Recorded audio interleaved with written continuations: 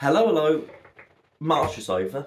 My birthday month. I'm now a quarter of a century years old, and I feel at least twice that. Nevertheless, we're not here to talk about my burgeoning quarter life crisis. Instead, we're here to talk about the books I read in March of our Lord and Saviour's year of 2023. It was a pretty good month. I read some bangers. I think the average going into it, I haven't looked, but I'm going to guess the stats for this month.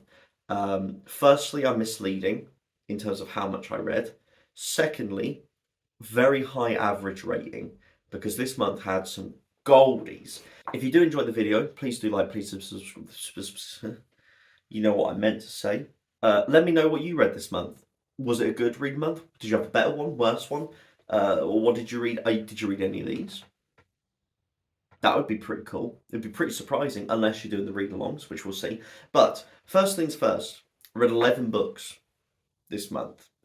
By that I mean last month because it's April. But last month, March, I read 11 books. Misleading, as I said. That is a misleading amount of books. In terms of moods, adventurous, number one. Reflective, emotional, dark.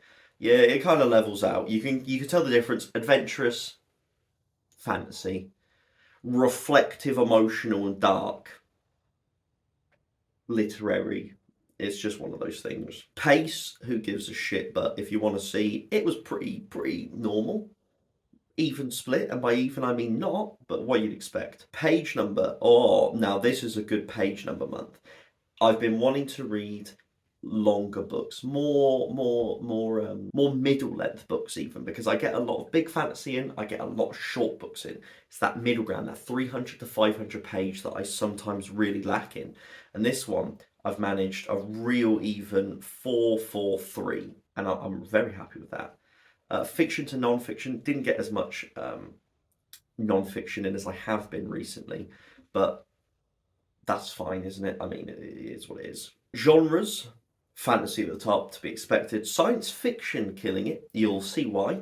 Classics, contemporary, and then a bunch of other ones. Once again, I don't think I actually finished. Yeah, I didn't finish an audiobook this month. Um, couldn't tell you why. Just didn't. I'm listening to one. It's just taken me a while. And then the digital is just one ebook because it was an ARC. And then there we go. Yeah, average rating. Look at that. That is a baller average rating. 4.18. You'd kill for that. I would. Especially considering, as you can see there's a 2.5 star in there. So the fact that we managed a 4.18 with one pulling it down that badly, hell of a job. They're the general stats out of the way. I think we're still doing a hell of a job. I'm really happy in terms of how my evolving, like what I set out at the start of the year, is working well in my opinion. So let's start off with the 2.5 star book of the month. Now, where is it? Where is this little fucking boy?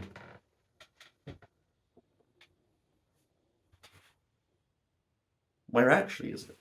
Ah, my 2.5 star, the lowest book of the month, The Phantom Menace. Sorry, Star Wars Episode 1, The Phantom Menace by Terry Brooks. I'm not going to go into it too much because there is a long video coming. Me and Pete both read this. We've done a long review. We're going to do the entire trilogy. So be prepared for that because it's going to be the lowest watched thing on my entire channel and it's going to be the longest video. So please get excited for it because it's going to be full of memes, full of jokes, full of wonderful analysis of the hit novelization of the wonderful Star Wars prequels. I hate the Star Wars prequels. This was marginally better, as we can tell, because it got a solid 2.5, 5 out of 10, dead in the middle. So if you're a fan of Star Wars, I would actually recommend reading this. It's written by Terry Brooks, who wrote the Shannara Chronicles. That's crazy. Next up, 3.25 was Greek Lessons by Han Kang. Now, this was an ARC. It was my only ARC for the month, so it's the only digital. I've read The Vegetarian. I've read Human Acts by Han Kang. Human Acts is still my favourite book by her. I think that's the one you should go with. All of hers are translated from Korean. Let me check who they're translated by. I forgot her name. Oh, Deborah Smith, I remember. All of her books are translated by Deborah Smith. And this is the closest to a traditional love story we get inside of a Han Kang book. She's a very twisted writer, a lot of fucked up things happening. And so the plot of Greek lessons is that there is this young woman in her Greek lessons at a university. She doesn't speak; she's lost her voice, and then the lecturer is this teacher who is losing his vision. Each day it gets worse and worse. And so what happens there is that we have a relationship, a burgeoning relationship. When I realised what was happening, I was very invested because I think it's such a wonderfully poignant story. But because it's Han Kang, it doesn't quite go where I was expecting it. And as always, I think they will all do better on a reread. Because when you think about it, you've got this man whose eyesight's getting worse, so he can't see writing or anything, and you've got this woman who cannot speak.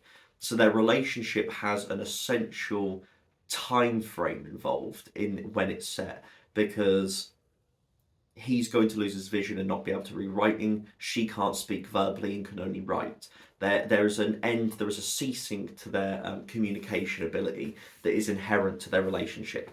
And so I was ready to cry. I was like, oh, that's going to be so sad. It never quite got there. As always, Han Kang she has wonderful writing, the way it's been translated. It's very beautiful. She has fantastic senses of experimental writing in the sense of using first, second, and first person and weaving all these together. Takes some getting used to, but once you've read it, like if you read Human Acts, then Greek lessons won't stop you, type thing. But yeah, I don't really have too much more to say. It was good. It's a book that I'd go, yep. That had some really interesting ideas. It had some things that didn't work for me. Yep, that was it. We have two books in 3.75. We have a memory called Empire, which I did for Reading Literature Science Alliance, reading Angela's favourite books, which will be linked somewhere. I'm not going to go into it because I do have a full review over there. It was a good book, and every problem I had was specifically designed by the author to be there in terms of having an alienation to the audience, which our main character is meant to feel. So I think on a reread with a completion of the entire series, the rating would go up probably. Maybe not up to a 5-star, it would still be a very strong 4.25 or so, but I think I would appreciate it a lot more after finishing everything. And the other one is, by this point you may have seen it, is the posthumous memoirs of Brascobass. So if you have seen it, I apologise, but for now I'm going to say that there is another reading some booktuber's favourite books, which I'm very excited to put out. This was one of them. I'm going to leave it for that video to talk about it. 4.25 was that I read And Every Morning the Way Home Gets Longer and Longer by Fredrik Backman, continuing my Fredrik Backman redemption arc. Once again, this is for the same person, so if I haven't put out the video, you can guess which booktuber you think it is. If I have put it out, then you've probably watched that video, hopefully, and have enjoyed it. 4.5, here we go, here's ones we can actually talk about. 4.5, I started off, this is actually a holdover from February that I finished on the 1st of March. It was 4 Quartets by T.S. Eliot. I'm doing a modernist module at uni at the moment. We did The Wasteland by T.S. Eliot and everything. So and my great aunt's friend, her favourite piece of writing is The 4 Quartets by T.S. Eliot. And I can see why. It's beautiful poetry that deals with a heavy focus on time, and the element of being the lost generation, those between the First World War and the Second World War, that waste of life, that harrowing experience that has now tainted everything you'll ever touch and see. It's an amazing reflection on that. So I think if you go into it knowing that that's what it's dealing with, you'll get a lot out of it. I loved that collection. The other one, which is down here, was, oh God, I don't actually know how to pronounce this, so I'm just gonna, I could Google it right now, but I'm gonna make myself look like an idiot instead. Persepolis by Marjane Satrapi. This was a beautiful thing. It is a memoir written in